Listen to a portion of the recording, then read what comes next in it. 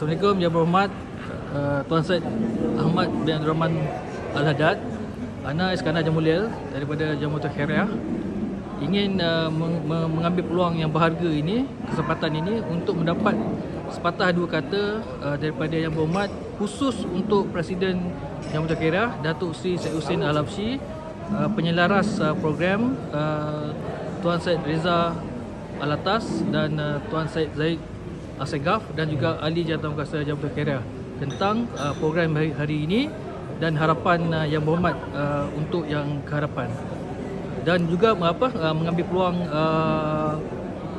waktu-waktu terakhir Ramadan ni dan juga hampirnya kepada Syawal. Tafadhal Yang Berhormat. Okay, bismillah. Terima kasih. Bismillahirrahmanirrahim. Assalamualaikum. Apa khabar semua?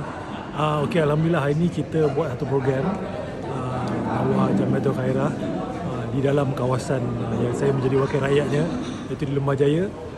Kita memberi majlis berbuka puasa dan juga sedikit sumbangan untuk golongan asnaf, anak yatim dan juga ibu tunggal yang ada di Lembah Jaya ini. Kita tak dapat memberi kepada semua, tapi kita dapat beli kepada yang kita dapat kenal pasti sebagai memerlukan, alhamdulillah. Kan, dia merupakan salah satu daripada banyak aktiviti yang dilakukan oleh Persatuan Jamiah Khairiyah. Kan, dan kita tahu Jamiah Khairiyah ni, kalau nama dia pun Khairiyah tu baik, maknanya memang fokusnya ialah sekumpulan orang jamaah yang membuat khairiyah yang baik. Kan, jadi memang terbukti salah satu dari banyak program sebenarnya. Dan saya sangat berbesar hati sebagai wakil rakyat, saya suarakan pendapat rakyat Lembah Jaya ini. Terima kasih banyak-banyak di sebuah kawasan yang di mana lebih 40% daripada penduduknya di kalangan B40. Saya jangka dalam 45 hingga 50% sebenarnya B40. Jadi kalau ada tempat yang orang memerlukan, senang sangat cari ialah di Lembah Jaya, alhamdulillah. Jadi mesej saya untuk pengurusi kita Datuk Seri Hussein, untuk Syed Reza kan, dan Syed Zaid urus setia dan AJK, terima kasih banyak-banyak. Teruskan usaha murni ini kan. Kita tak akan miskin dengan menolong orang.